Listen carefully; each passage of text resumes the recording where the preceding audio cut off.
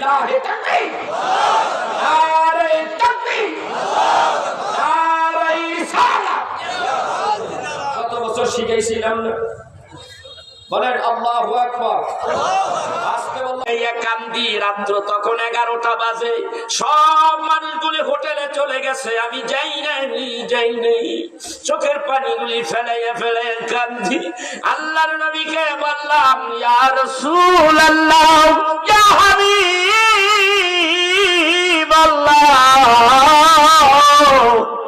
তোমার প্রেমের আগুন আমার কলিজায় লাগছে, তাই আবার এসেছি। যত দেখি তৃপ্তি মেটে না গো নবীজি, তৃপ্তি মেটে না গো নবীজি। সালাম আবার দিতে মনে চায়, সবুজ গম্বুজের দিকে তাকাইয়া বলি, তুমি না বলেছো মান জারা কাবরি ওয়াজাবাত লাহু শাফাআতি? নবী গো, তুমি বলেছো তোমার রওজা জিয়ারত করবে, তার জন্য তোমার সুপারিশ ওয়াজিব হয়ে যাবে। ইয়া রাসূলুল্লাহ, ইয়া হাবিবাল্লাহ, আমি গুনাহগার পাপী, তোমার রওজার কিনারে এসেছি, গম্বুজ দেখিয়া কান্দি। আমি কি তোমার সুপারিশ পাবো না? আমি কি তোমার উম্মত হতে পারবো না? নবী গো, আমার দাবি তুমি, আমি তোমার উম্মত, আর তোমার দাবি যদি হয় আমি তোর চিনি না মাহাদিরি। যখন আমাকে এই কথা বলবে তখন আমার সব শেষ হয়ে যাবে।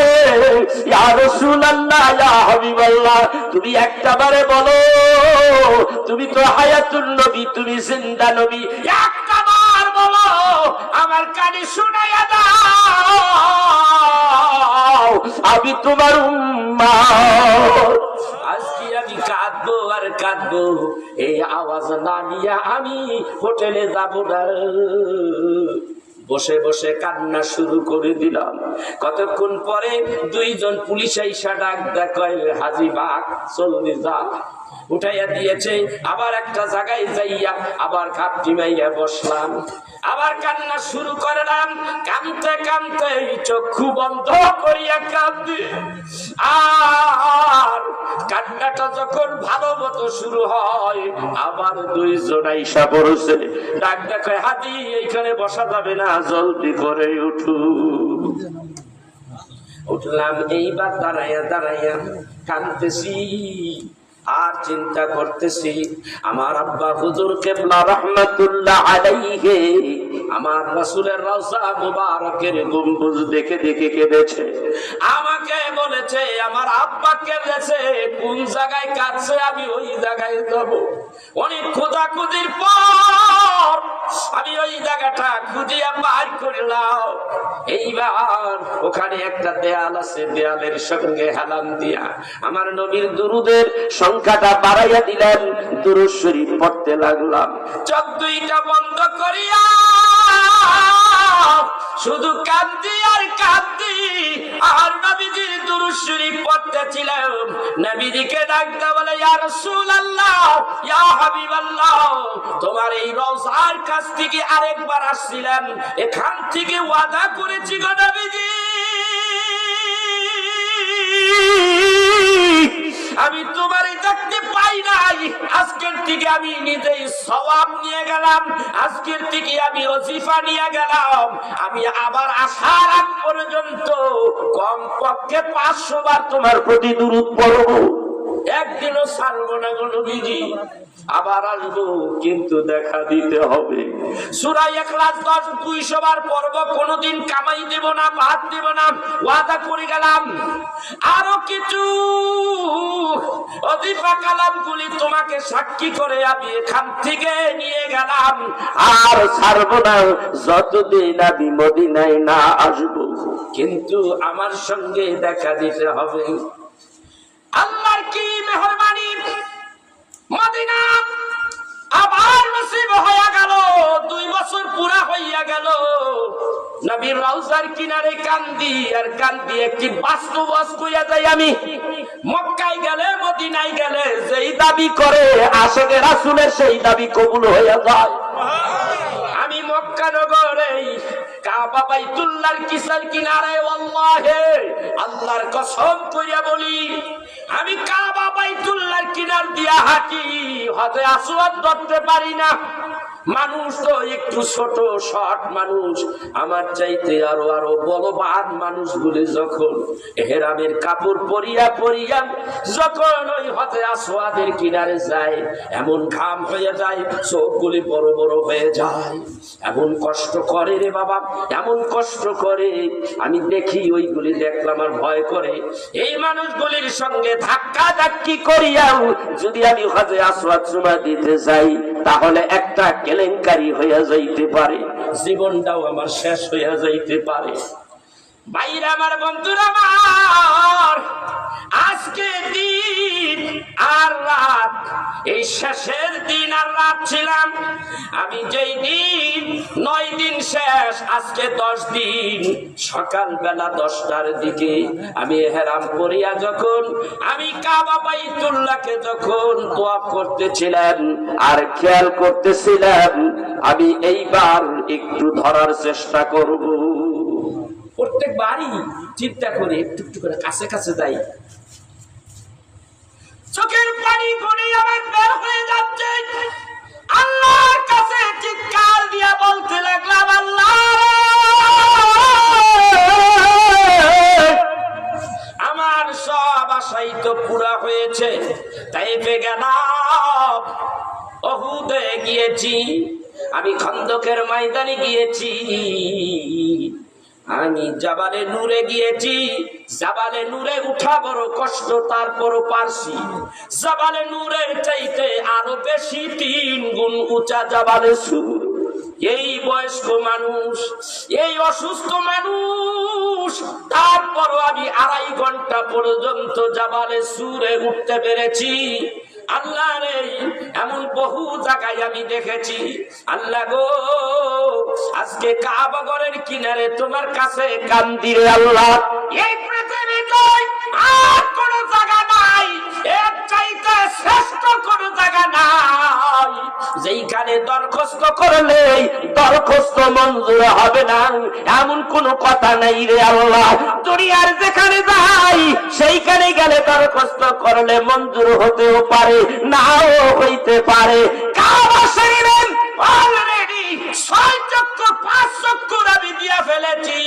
আল্লাহ রে, তুমি কি আজকে আমি এইখানে আজকে তোয়াফ করতে এসেছি, আর আমি যদি চলে যাই কালকে তো আমি চলে যাব, আজকে তো আমার শেষ দিন।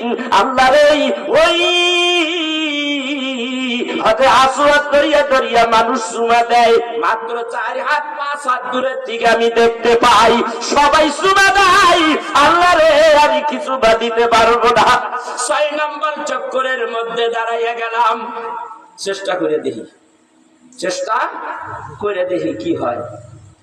একটুখানি আগাইতে লাগলাম, ধাক্কা ধাক্কি, বড় কষ্ট, মনে চাই পিছনে যাই গিয়া। পিছনের জায়গায় একটা ছেলে এখনো মুজদারি হয় নাই পরিপূর্ণ, ডাক দেখো, হুজুর আগান, এইবার সুবা দিয়েই সারু। কয় কি, ওর দাড়ি মোছ হয় নাই। ও কয় কি, বাবা রে তোর বাড়ি কোথায়? বাবা ডাক দেখো, আমার বাড়ি মানিকগঞ্জ। আমি বললাম, তুই তো আমার সাহস দিলি। আল্লাহ রে, এই রওয়ানায় যেন আমি হজে আসওয়াদ চুমা দিতে পারি রে আল্লাহ, একটু ব্যবস্থা করে দাও। এই কথা বলিয়া চোখের পানি যখন ছেড়ে দিলাম, আল্লাহ তাআলা কত মেহেরবান, পিছন থেকে একটা ধাক্কা দিয়া কাবা ঘরের পিলার মধ্যে আমারে ঢুকাইয়া দিছে। আল্লাহু আকবার। এর চিন্তায় পড়ে গেছি, করি দেখি, এখন তো জাতা দিলাম শেষ, হাঁটু লাগাইলাম কাবা শরীফের দেয়ালের লগে। এই দিকে কাবা শরীফের পীড়া এই উঁচা, এই দিকে একটু কম, বাম দিকটা ধরলাম, ধরে লেছি, সাথে সাথে আল্লাহ মঞ্জুর করে লেছি। আমি যে কাঁদলাম, আল্লাহর কাছে দরখাস্ত করলাম, আল্লাহ সহজ করে দাও, আল্লাহ ব্যবস্থা করে দাও, সাথে সাথে পিছন থেকে কে যাবে ধাক্কা মারছে, ধাক্কা ছোটে জায়গায় গেছি, একেবারে ভিতরে ঢুকে গেছি। বাম হাত দিয়ে ওটা ধরলাম, ধইরা তারপরে জায়গা মতন মাথাটা দিলাম। আবার কেউ ধাক্কা ধুক্কা দিয়া ঘেড়ি ভেঙে আলাই নাকি, ভিতরে কি চপটুকু দেখলাম, 30 থেকে 40 সেকেন্ড দেখলাম। দেখা ধাম ধাম 3টা সুবা দিয়ে দিলাম। সুবা দিয়া ইচ্ছা করলে অনেক কিছু করতে পারতাম, চিন্তা করলাম সম্ভব না, এটা ঠিক না, কারণ আরো মানুষ আছে তারা কষ্ট করতেছে, সরে আসলাম। চুমা দিয়ে লাইছে। শেষের তোয়াফের মধ্যে আবার চুমা দিছে, আল্লাহু আকবার। আমার আল্লাহ তাআলা ওইখানে দরখাস্ত করলে সাথে সাথে দরখাস্ত কবুল হয়ে যায়, নাহলে সম্ভব না। এত জামের মধ্যে মানুষ হজে আসর চুমা দেওয়া, কাবা শরীফের কাছে যাইয়া কাবা শরীফের কাছাকাছি তোয়াফ করা এবং গিলাফ ধরা, কতবার যে গিলাফ ধরছি, এত জ্যাম কাবা শরীফের চতুর্পাশেই, শুধু জ্যাম আর জ্যাম। আমি আল্লাহ পাকের মেহেরবানি এই বছর এমন ভাবে দেয় কাবা ঘরে গিলাফ ধরছি, বেশি বেশি দোয়া করছি বাংলাদেশের মুসলমান, পৃথিবীর মুসলমানের জন্য, কারণ এই জাতি ধ্বংস হয়ে যাচ্ছে। আমি দেখতে পাচ্ছি এই জাতি ধ্বংস হয়ে যাচ্ছে। এত কাদা কাটছি এই বছর। ওই যে আপনার বলে কি বলে যাবার আপনার কাবার হাতিমের গোডারে যাইয়া কাটছি, কতবার যে কেটেছি আমি জানি না। তো আমি এই কথাটা বলার উদ্দেশ্য ছিল কি, আমি যা চাই ওখানে যে আল্লাহর বান্দা অন্তরের থেকে যা চায়, চোখের পানি ফেলাইয়া যা চায় তাই পায়। মদিনায় যায় কান্না শুরু করলাম, এবার ওই যে মদিনার কথা, মদিনায় গেলাম, কান্না শুরু করলাম, কানতে কানতে প্রায় 12টা হুশ নাই আমার, চোখের পানিগুলি ধপ ধপ করে পড়তেছে। কে যেন আমার ইঙ্গিত করতেছে, যা আমি তোরে কবুল করে নিলাম। আল্লাহু আকবার। আমি বললাম আমার কপাল ভালো, আমার কপাল ধন্য। কে জানি ভিডিও করছে, সেই ভিডিও উঠেছে। আমি বললাম আমার কপাল ভালো, আমার ভাগ্য ভালো, দিদার হয়ে গেছে। আল্লাহু আকবার কাবীরা। ভাইরা, এই জিনিসটা যে কি, এটা একমাত্র যে যারে ধরছে সে বোঝে, কথা কয় না, যারে ধরছে সেই বোঝে, আর কেউ বোঝে না। দুনিয়ার মানুষ ধর্ম কর্ম ছাইড়া দিয়া মানুষগুলি শুধু মোবাইল টেপে, মানুষগুলি খেলা দেখে, মানুষগুলি মোবাইলের ভিতরে যে কি পাইছে, এই মোবাইলের মধ্যে মানুষ মোবাইল আসক্ত হয়ে গেছে। আর মোবাইল তো তখনই দেখে, এই মোবাইল তখনই দেখে। আমি একটু দেখলাম কয়েকদিন ফেসবুক চালাইতে লাগলাম, মহিলারা কি ধরনের, মহিলারা কিভাবে যে আসে, তখন আমি বুঝতে পেরেছি যে হ্যাঁ, এই জন্যই তো মানুষ এই এই এই মোবাইল আসক্ত হয়েছে। কারণ এই মোবাইলের ভিতরে বেশি বেশি মেয়েদের আধা ল্যাংটা, ফুল ল্যাংটা, কিভাবে যে তারা আসে। এই জন্যই বাংলার মুসলমান এখানে হুজুরও নাই, খাজুরও নাই, এখানে শিক্ষিত নাই, মূর্খও নাই, বেডাও নাই, বেডিও নাই, বাছাবাছির কোনো কারবার নাই, সবার হাতে একটা একটা মোবাইল, আর মোবাইল দেখতেছে, রাত আর দিন পার হয়ে যাচ্ছে, ঘন্টার পর ঘন্টা খবর নাই। মোবাইলে দেশটা শেষ করে লাইল। আর এই মোবাইলের মধ্যে যত রকমের পিকচার, যতবার দেখবেন, যত সেকেন্ডে দেখবেন, তত সেকেন্ডে খালি নেকি আর নেকি, ঠিক নেই, কথা কয় না। নেকি হবে, নেকি হবে, নেকি হবে না। কয়দিন দেখতাম সিনেমা হল, তার বিরুদ্ধে কইছি, সিনেমা বন্ধ হয়ে গেছে। কয়েকটা আছে ওই ফার্মের মুরগির মতন জেন্ট আছে, কখন জানি ওটা বন্ধ হয়ে যায়। এরপরে আসলো ডিশ এন্টিনার কারণে মাহফিলে মানুষ আসতো না, ভালো মতন বুঝাইতেন, একটু ক্লিয়ার হইলো। এখন ডিশ এন্টিনা আর সিনেমা হল একেবারে পকেটে পকেটে ঢুকছে, বাই করলেই দেখা যায়, কথা কর না কেন। যত যা আছে সব এটার মধ্যে ঢুকছে। এইগুলি মানুষ দেখে ঘন্টার পর ঘন্টা। আর জুমার নামাজ পড়তে গেলে খালি কুটকুটাইয়া চায় ঘরের দিকে, মনে হয় হুজুর রেখাইয়া লাগলো। যখনই 1:30 বাজে, 1:30 বাইজা যখন 31-32 মিনিট হয়ে গেছে গা, তখনই খায় হুজুর রেখাই এলাম, টাইম গেছে গা। টাইমের যে কত দাম, চিন্তা করছে। আপনার 2 ঈদের জামাত, হুজুর 8টার 1 সেকেন্ড এদিক সেদিক হবে না, জাস্ট টাইম, নো কমপ্লেন, কোন কমপ্লেন চলবে না, জাস্ট টাইম, একেবারে 8টার সময় দাঁড়াইতে হবে। আমি এক জায়গায় নামাজ পড়াইতাম, আজকের থেকে প্রায় 18-19 বছর আগে। তো নামাজ পড়াইতেছিলাম, আমি দেখলাম অনেকগুলি লোক ঢাকা রোডের থেকে তারা দৌড়াদৌড়ি করতেছে, আমারও টাইম হয়ে গেছে। এখন আমি বললাম, ভাই ওনারা তো সবাই ওই যে দৌড়াদৌড়ি করতেছে, টাইম কি আর একটু বাড়ানো যাবে? তো ওনারা আমাকে একটা কথাই বললো, হুজুর কোনো টাইম নেই, একেবারে যেইভাবে 15 রাউন্ড টাইম দেওয়া হবে না, এখনই দাঁড়িয়ে যাবে। কিছু কিছু লোক বলে না, একটু সুযোগ দেন, আরেকটা জামাত এখানে হবে না, আর এরা নামাজও পড়তে পারবে না, তুমি মেহরবানি করে সুযোগ দেন। আমি এখন কোন জায়গায় যাবো, কথা কয় না, আমি কি করবো, এখন কি করব, কোন দিকে যাব? ইমামতির চাকরি বড় বিপদের চাকরি। তাই চিন্তা করলাম যে যারা বলছে টাইম টু টাইম, এদেরটা আপাতত বাদ থাক, যেহেতু মানুষগুলি আসতেছে, আইতে 2 মিনিট লাগবে, এদেরকে একটু সুযোগ দেই। এই সুযোগ দেওয়ায় তারা আমাকে বলল, হুজুর আপনি যে কামটা করলেন এটা ঠিক করলেন, কথা কয় না, আমারে কি কয়, আপনি যে কামটা করলেন এটা ঠিক করলেন না, 2 মিনিট মাত্র। কয় মিনিট? 2 মিনিট। বললেন কাজটা যা করলেন আপনি ঠিক করলেন না। আচ্ছা আমি কইলাম ঠিক আছে, খুতবাটা নামাজটা পড়িয়া নই, খুতবাটাও শেষ করে নই, ঠিক না বে ঠিক দিতেছি, আচ্ছা তাহলে দিন।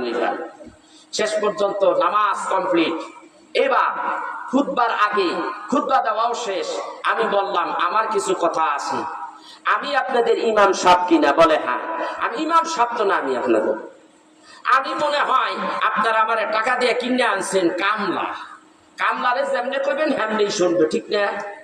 এই যে চিন্তাধারা আপনি বললেন, আমি ইমাম সাহেব আপনাদের, আমি একজন এই উত্তরবঙ্গে নয় সারা বাংলাদেশের একজন উল্লেখযোগ্য একজন কামেল পীর প্রখ্যাত আলেমে দ্বীন, আমি তার সন্তান।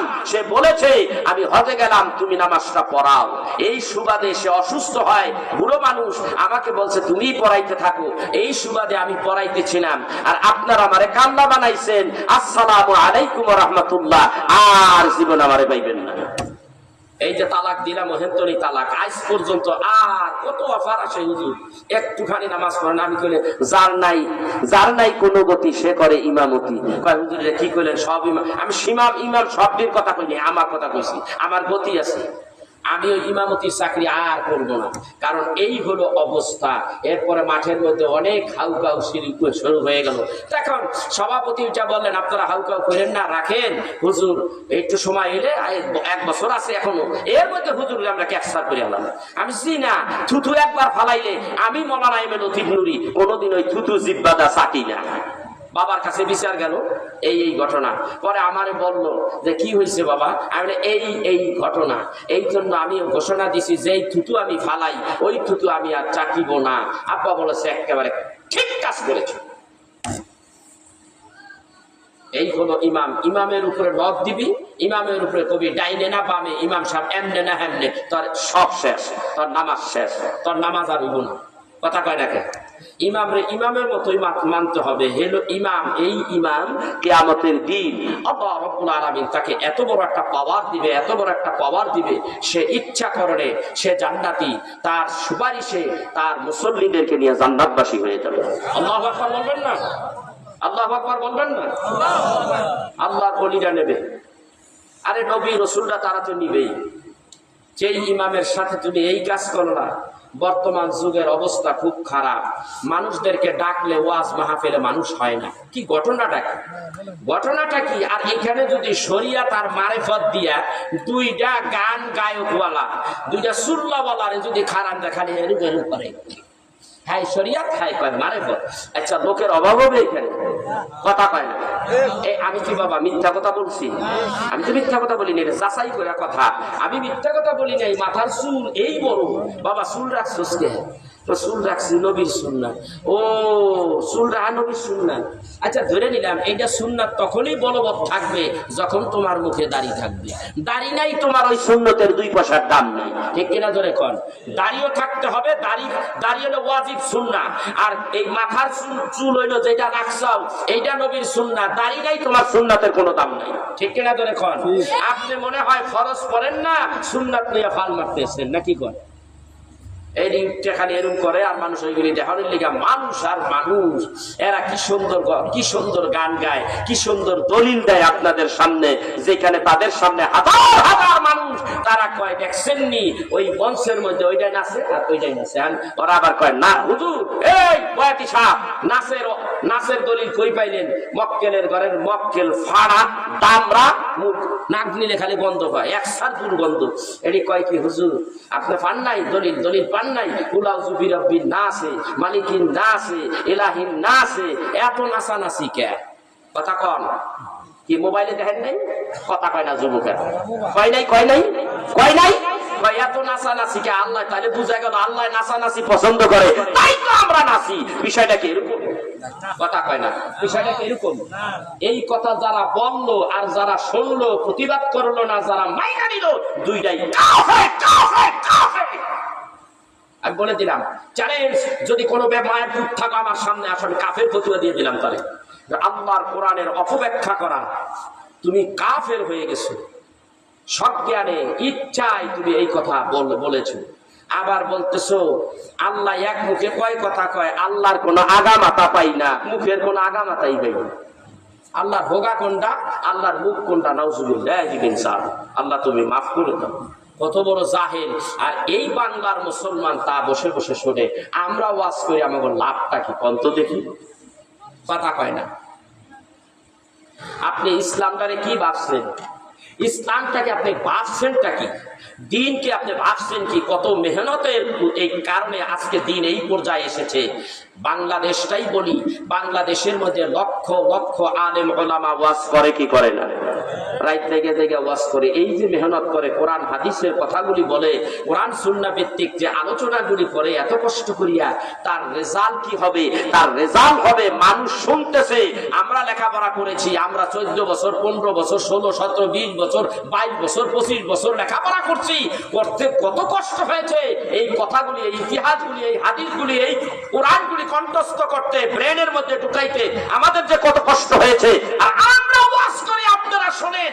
আমাদের চাইতে বড় হুজুর হয়ে যাওয়ার কথা ছিল আপনাদের, কিন্তু আপনারা তো বড় হুজুর হইলেন না। আপনারা কোন হুজুর হইলেন? আপনারা গানের মধ্যেও আছেন, আর কিছু কিছু ওয়াজেও আছেন। আর গান বেশি যারা গান প্রেমিক, তারা আর ওয়াজে যায় না। এমন মানুষ বাংলাদেশে আছে কি নাই? কথা কয় না, কথা কয় না। এই মানুষগুলির বিচার করা দরকার। এই যে মানুষ আমরা এত কষ্ট করছি দিনের জন্য, আল্লাহর রাসূল এই দিনের জন্য কত কষ্টই না করেছেন, পারেনি? কথা কয় না, কষ্ট করেন নাই? একটু জিকির করেন লা ইলাহা ইল্লাল্লাহ, জোরে জোরে লা ইলাহা লা ইলাহা ইল্লাল্লাহ মুহাম্মাদুর রাসূলুল্লাহ। আমার আল্লাহ রাব্বুল আলামিন হাবিবুল্লাহ নবীকে বললেন, হাবিব দিনের দাওয়াত দেওয়া শুরু করে দেন। আপনি দিনের দাওয়াত দেন, আপনার কাজ হলো আপনি শুধু প্রচার করুন। ফাইন্নামা আলাইকাল বালাগ, আপনার কাজ হলো প্রচার করা। নবী গো আপনি প্রচার করুন। অনেক লম্বা ইতিহাস। নবীজি আমার প্রচার করা শুরু করে দিলেন, মানুষের কাছে ধর্মের কথা বলা শুরু করে দিলেন।